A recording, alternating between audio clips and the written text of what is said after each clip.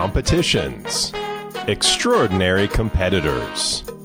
Welcome to Rochambeau with your hosts, Kim Drobes and Ted Ledoux. Welcome to Rochambeau, the podcast about unique competitions and the extraordinary competitors that make them happen. I'm Ted. And I'm Kim, and thank you so much for joining us. I hope you got to hear our last episode. If not, you missed one of the most unique competitions in the world. Gurning. Oh my gosh, gurning is so unusual. It dates back to the 13th century, and it's all about making hideously funny faces. If you missed it, you should go back and give it a listen. And I would recommend you use Castbox. Rochambeau is supported by Castbox, and it is actually my favorite podcast app. I was not surprised to learn Castbox is the fastest growing, highest rated podcast app. Castbox has over 50 million free episodes, and they have also pioneered a brand new way to search for your next favorite podcast. You just enter a keyword or phrase, and Castbox will search all show titles and transcripts to deliver exactly what you are looking for. So download the Castbox app today and try it for yourself. You'll find out what over 16 million users, including Kim and I, already know. And now, today's episode. We're taking you to sunny Colorado, where we will cover Dizzy Bats, Life Magazine, and Norwegian outlaws. Ooh. All this and more as we bring you a competition to die for, the Coffin race at Frozen Dead Guy Days. The Frozen Dead Guy Days is famous. There was like this dude who died, and maybe it was Norway. I'm not incredibly familiar with the story. I mean, I know he died up there, and then they kept his body frozen on dry ice. Some lady ended up like freezing the dude and shipping it to the U.S. Grandpa was taken back to the United States, put in a tough shed on ice, and kept frozen. After that point, if you were someone from Nederland and you were traveling and someone would ask you, well, where are you from? Say, I'm from Nederland, Colorado. The first thing out of their mouth was, isn't that where that frozen dead guy is? And the town got really upset about it and was like, that's not cool. You have to get rid of that. And she was like, whoa, that's not okay. And they were like, oh, you're right. We were being too harsh. Let's have a festival. Well, what do we have here? Even for Rochambeau, this one is a little bit odd and macabre. Frozen Dead Guy Days take place each March in a funky little Colorado mountain town named Nederland. Now, normally we like to jump right into the competition, but we think this one warrants a little more backstory. Absolutely. Kim talked to Stephanie Andelman, who oversees everything competitive that takes place at Frozen Dead Guy Days, and she has a real story of the frozen Grandpa Bredo, a.k.a. Grandpa, and how he came to reside, rest on the hills overlooking the town. Yeah, that sounds about right. Nederland is a different kind of town with a lot of outlaws, and there was an outlaw who came here in the mid-'80s, we'll say, and he is from Norway, and he and his grandfather believed in cryogenics, and he was going to school at CU, I believe, and I've heard many stories about him. But he lived here, and he was building a house, and I don't know how he paid for it all, but somehow in the hills in Nederland, he made a home. And his grandfather died, and he went back to Norway and put his grandpa on ice and shipped him here. Now, grandpa had died and had wasn't frozen before he died and wasn't frozen at the time of death. So if you truly believe in cryogenics, it's a little odd. But the legend, the story, the public, they think grandpa was taken back to the United States by his grandson living here, put in a tough shed on ice and kept frozen in the hopes that when the technology advances, that cryogenics can bring you back to life and be healthy, that grandpa and grandson will be reunited and live forever. Oh my gosh. But grandpa is still in a tough shed by the house that the grandson built in the hills of Nederland. And there are ice keepers, those that check to make sure the dry ice is still there. Wow. And is the grandson still a resident, or is he gone now? The grandson got deported. He did. For not having proper paperwork. Gotcha. So now it's just all up to the ice keepers. Exactly. Can you bring me back to the very first Frozen Dead Guy Days and how you guys decided to have a festival around this? I could definitely have you talk to Teresa Warren, who was involved in that first year, but it was before my time. My name is Teresa Crush Warren, and I was president of the Chamber of Commerce and played a part in the origination of the festival, and in a roundabout way sort of gave it its name. Well, let's start there. How did that happen? Tell me about the name. Well, it starts before the festival. About 8 years before the festival, there was a discovery in town of a man on dry ice in a shed on top of a hill overlooking the town. And we discovered him because his daughter was at a town board meeting trying to get a certificate of occupancy for the house that's built on the same property. And of course, she was denied a certificate of occupancy because there was no indoor plumbing, there was no electrical, it was very far from being finished. This was a house that her son, Grandpa's grandson, Trigby, was building, and he had been deported a year earlier. So when she was turned down for her certificate of occupancy, she turned to the woman who was sitting next to her and said, well, but who's going to take care of the dead bodies? Oh, my God. And everybody was like, what dead bodies? So there actually were two. There was Grandpa, and then there was a guy named Al that Trigby had made arrangements with the family. Al was from Chicago, and Trigby had been keeping him on dry ice as well. Family had bought into the whole idea of cryonics and being able to bring someone back from being dead to coming back at a time when they could perhaps be unfrozen and have their ailments cured. So that is how Nederland became famous for the frozen dead guy. That was in 1994. And after that point, if you were someone from Nederland and you were traveling and someone would ask you, well, where are you from? And you'd say, I'm from Nederland, Colorado. The first thing out of their mouth was, isn't that where that frozen dead guy is? So he wasn't so much known as that. He wasn't referred so much as that locally, but everyone had that experience where you were somewhere else and told people you were from Nederland, and it was the first thing people said to you. So when the Chamber was trying to come up with a winter festival, but we really had not come up with a name any better than March Madness, and there's already a March Madness, and I don't think we need more than one of them. So I suggested, well, why don't we just call it what it is? Let's just call it Frozen Dead Guy Days. And some people were like, oh, we can't do that. And then I'm like, well, yes, we can. I mean, there's a little town here in Colorado called Fruita, Colorado, and they have a festival called Mike the Headless Chicken Days. Because in the 40s, someone went to kill their chicken and didn't get the neck cut low enough. And so this chicken ran around without a head and lived for like 2 years after they had attempted to. No. Yeah. In fact, he was on display in Salt Lake City, and you had to pay $0.25 to get in to see him. Oh my God, you're killing me. He made the cover of a Life magazine. Oh my God, that's amazing. So after I brought that up, there really was no response against calling it Frozen Dead Guy Day. So yeah, I can imagine. I guess I made my point. I think you did. It's ironic that the dead chicken was on Life magazine, huh? It is. I believe that is the definition of irony. Yeah. But what a crazy and amazing backstory. I mean, I don't think it gets any crazier. There is a lot going on there. Right. And there's a lot going on at Frozen Dead Guy Days. There is a frozen salmon toss. And frozen turkey bowling. A polar plunge. A frozen t-shirt contest. A grandpa lookalike contest. A hearse parade. And a really big party called the Royal Blue Ball. Fun. Yep, but we're going to focus on the Coffin race. It's been the main event of the Frozen Dead Guy Days from year one. Teresa gives us some history on the race. Year one, absolutely. We came up with the idea that you would have to build your own coffin. There would be 6 pallbearers, which would be the people that would carry the coffin. And then there would have to be a corpse inside. And it was an obstacle course. It was in the town park where the playground equipment, it still is. And there were rules.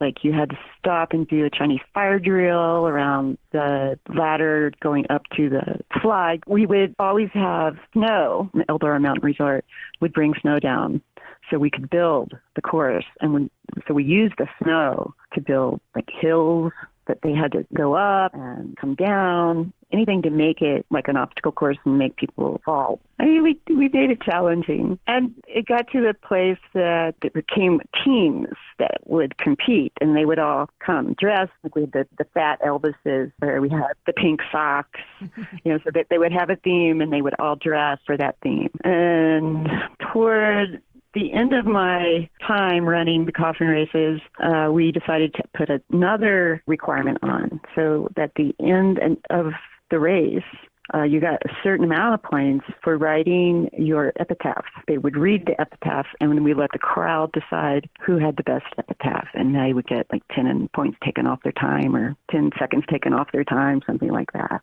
So they actually did kill the epitaph part, but the race itself is still alive and well. The festival has grown over the years, but it started out with a great first year with 1,700 people showing up. Since then, it's grown to about 20,000 people each year. And now let's cut back to Stephanie, who says the coffin race is still the most popular event at Frozen Dead Guy Days. Stop calling me.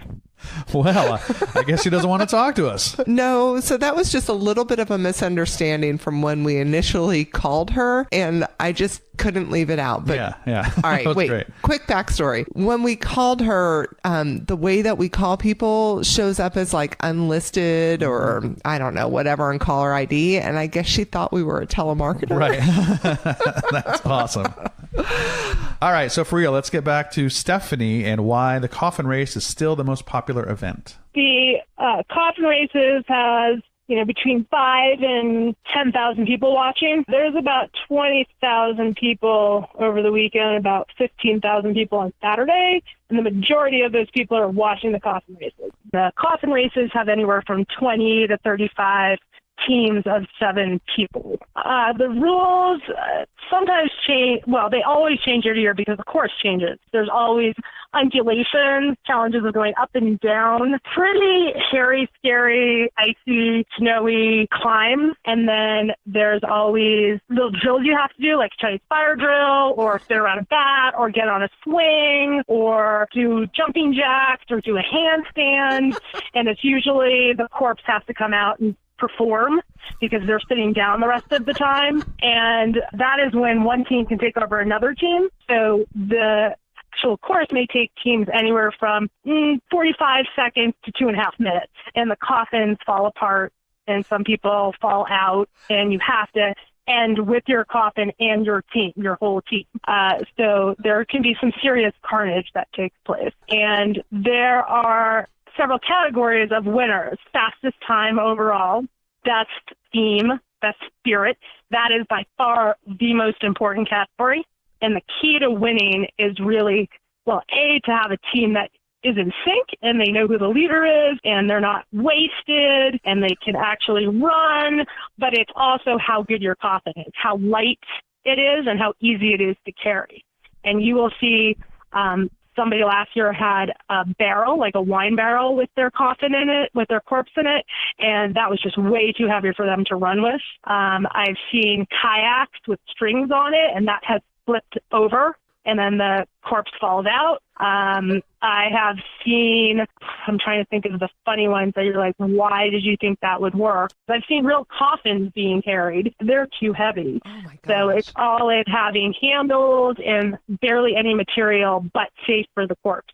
Now that you know what the coffin race is all about, let's get to know some of the competitors. Ben Richardson is a grad student out of Boulder. He is now a 3-time competitor and a 2-time winner. Indeed. And along the way, he has learned a bit about coffin building and the physical but friendly nature of the race. So I actually made the coffin with my dad and my uncle. So they were out here for a ski vacation that first year, and we had some downtime and just went to Home Depot, and it's not much of a trade secret at this point. There's a lot of designs similar to the one that we were using, and I basically Googled coffin dimensions, found some light, but what I felt would be sturdy plywood, and stuck it together with some metal fastenings. And one thing that we do need to work on is our handle design. That has not been super great. We've had our handles that were wooden dowels break multiple times during the coffin races. Oof. Yeah, I actually got a big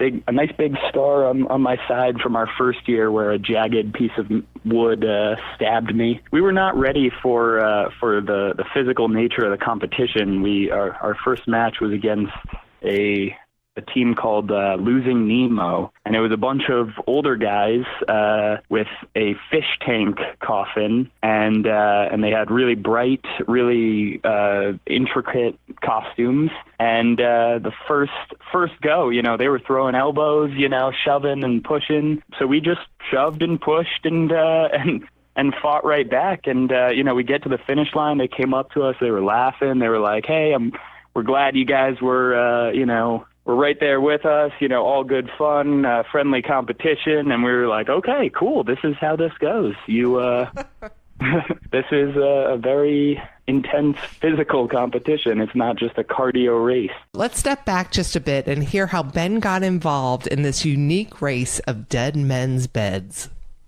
So I first found out about the coffin races actually on a graduate recruiting visit. We went up to the Frozen Dead Guy Days Festival during my visit and watched a mechanical engineering team by the name of the Pink Sox basically crush all the competition. They had won, I think, 6 years in a row, and I was just pretty impressed by the fact that it's a one-on-one single elimination tournament where people race through a snowy obstacle course. It was pretty exciting to watch. Actually, another student in the department named Kim and I were both there, and we said, "All right, next year when we're here, we'll start a team." And we did just that. We managed to pull a team together, and we actually won it. We beat the Pink Sox. It was actually the last year they were planning to compete, so it was a little bittersweet. They were proud.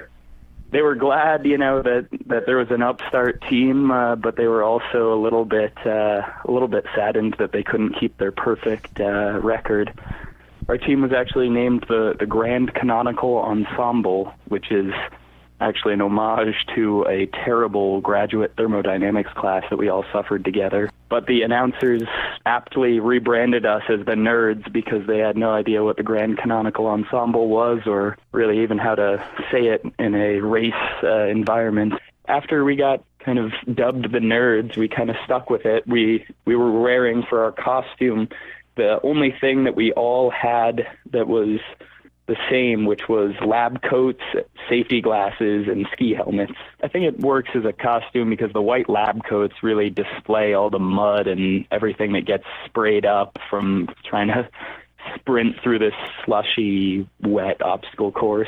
There's been some pretty epic crashes, actually, one of which was our team. Last year, we weren't able to repeat our victory. We were knocked out before the quarterfinals. We had a pretty spectacular crash that actually made it onto the Denver Post.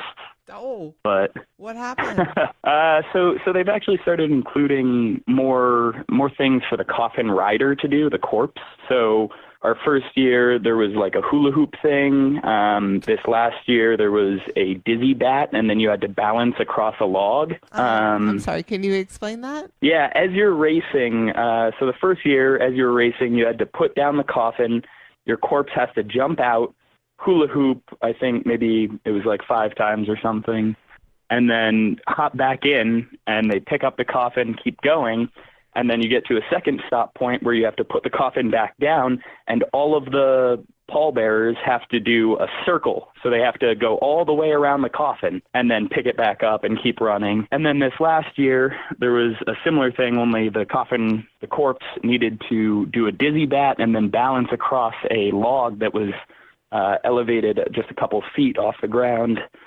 But there's mud and slush on the course and in and around it, so it's quite slick.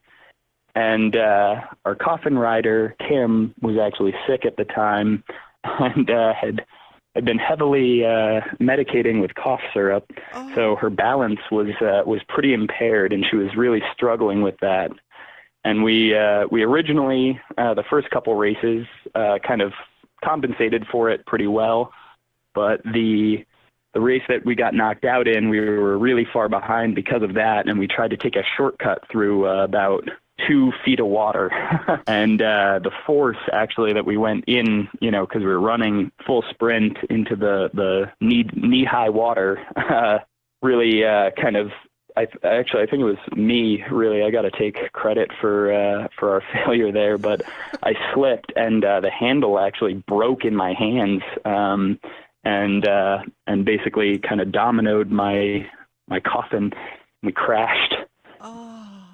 We talked to Ben before this year's race. Frozen Dead Guy Days takes place every year in early March, and we are happy to announce that the nerds were victorious. Woohoo! Yep, they won the 2018 Coffin race. Well done, nerds! Indeed, congratulations. I get the impression that our next competitor, Sean, is probably not a nerd. Maybe not. His team, Top Guns, took 3rd place in last year's 2017 race. My name's Sean Abel. I was contestant last year in the Coffin race. We took 3rd place.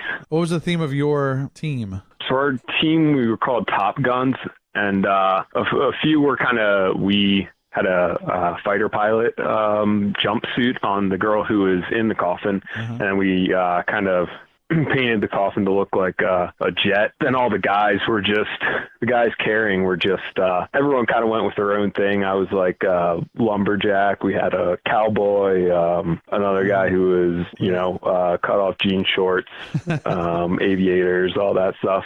So you're sure it wasn't a YMCA theme? Yeah, well, that's what we kind of looked like in the end.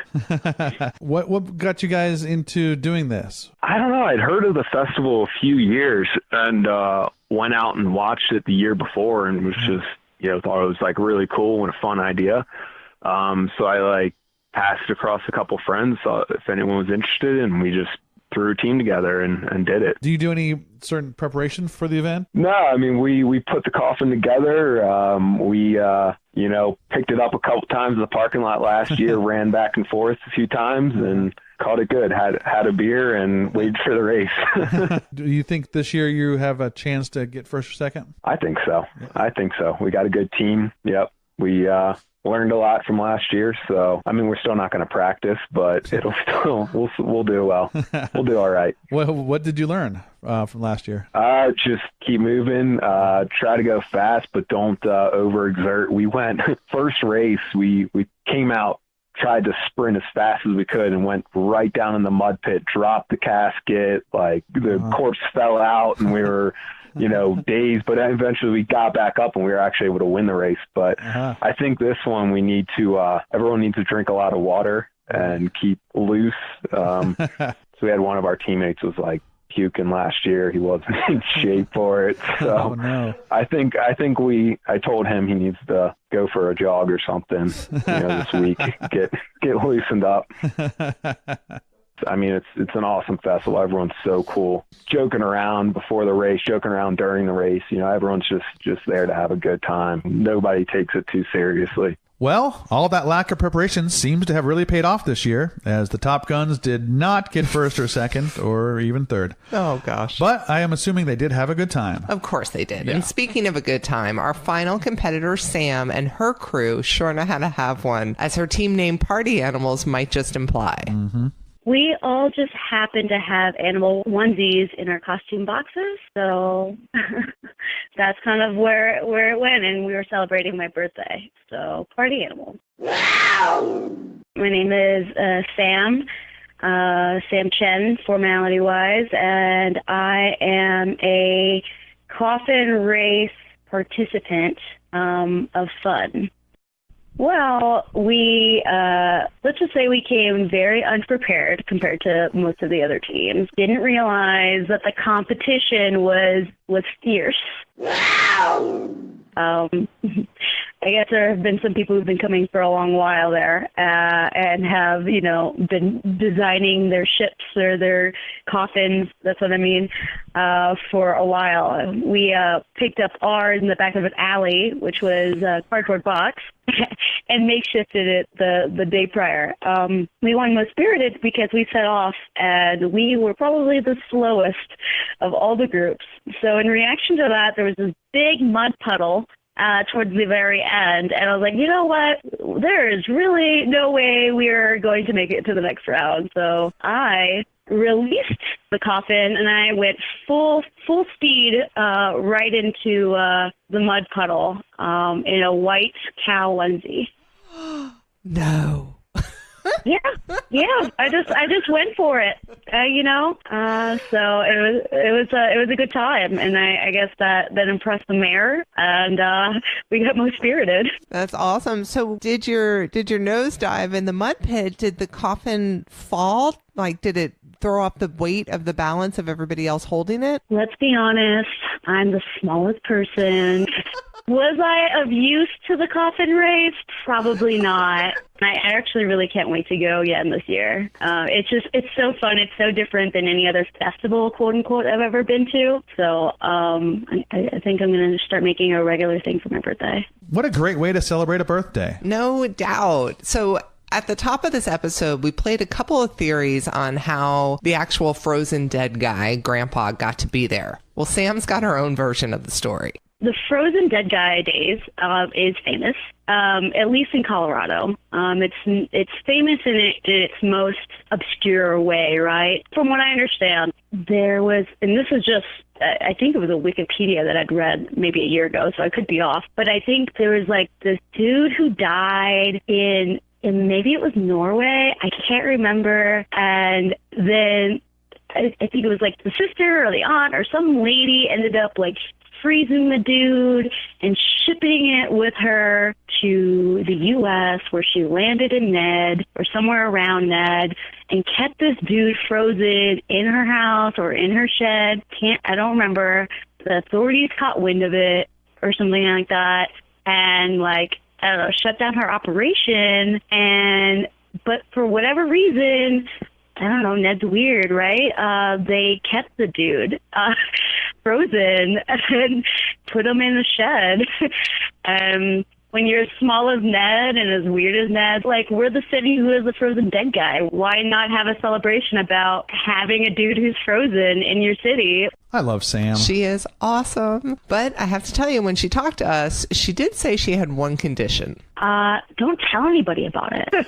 You know, the thing can only stay as weird for so long. Don't tell anybody. It's too much fun to get too popular. I agree. That sounds too good to share. Agreed. So we won't tell, right? You guys out there in listener land, you can keep this under your hat. Shh. Yeah.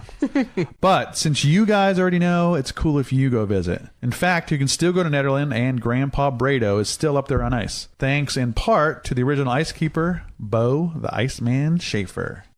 Hi, my name is Bo Schaefer. I've was caretaker for Grandpa Bredo for about 18 years. I helped start the Frozen Dead Guy Festival and took care of a cryonic facility along with my company and myself. We took care of a cryonic facility for almost 18 years. Basically, it started out being just transporting dry ice to this facility up in the mountains. It varied. He wanted it for every 3 weeks at first, which was ridiculous. After a few years, we got it down to once a month. And we'd take up about 1,500 pounds of dry ice, and we started the festival and did tours and did a whole bunch of stuff afterwards. Started up the International Cryonics Institute. And is that something that you were interested in already on your own, or was it all inspired by taking care of Grandpa? Well, as a scientist, I mean, I was, and especially as a biological scientist, I was actually aware of some things that a lot of people aren't aware of, like the fact that we have frozen critters and thawed them out, and they're fine. You have personally done that? No, I've read the research. Sure. I mean, I know about the research. There has been cryonic research done on certain turtles and frogs, and they ain't got much bigger than that. But because these things normally hibernate and can freeze and wake up and be fine. Well, they took a couple of them. They took a turtle in particular and froze his butt and kept him there for 3 or 4 months, thawed him out, and he seemed to crawl away fine. But, of course, he couldn't really fill out a form or anything, so you don't really know for sure. And there is a lot more from Bo. Oh my gosh. Yeah. So much more. Bo is a character, and we do love characters. They're what make this whole thing happen. Truth. Yeah. If you want to hear Kim's full interview with Bo, and believe me, you do, stay tuned for a special bonus episode at the end of the season. That's right. So there is so much more from Bo. We would love to add it, but it didn't work within this episode. So after the season's over, please stay tuned and we will post a bonus episode that is Bo's interview in full, as unedited as possible.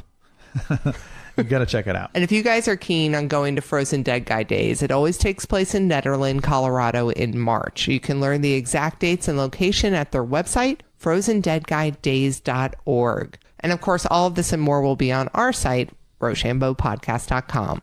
As always, we have to give a big shout out to everyone who generously shared their time and stories with us.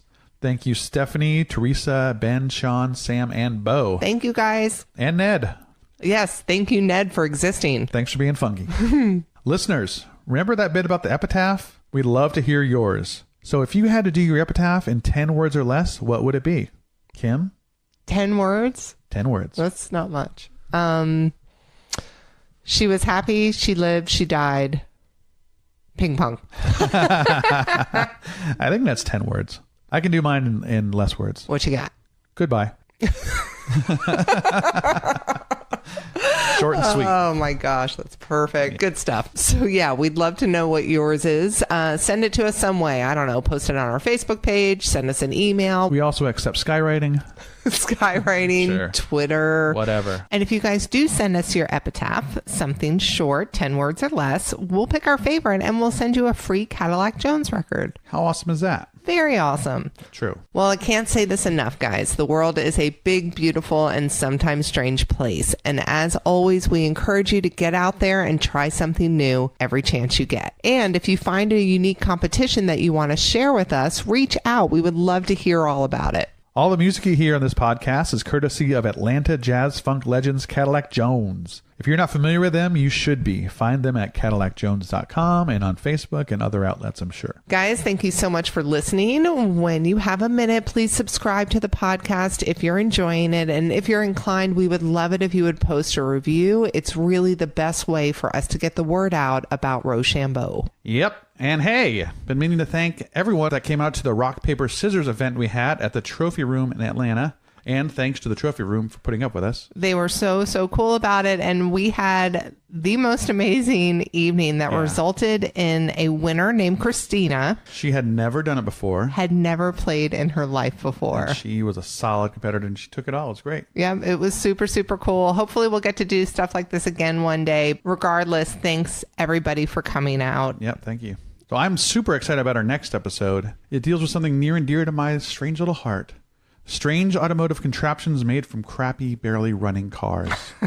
Sounds like my backyard, kind of. It sounds exactly like your backyard. Oh, yeah. Okay, till next time, people. Goodbye.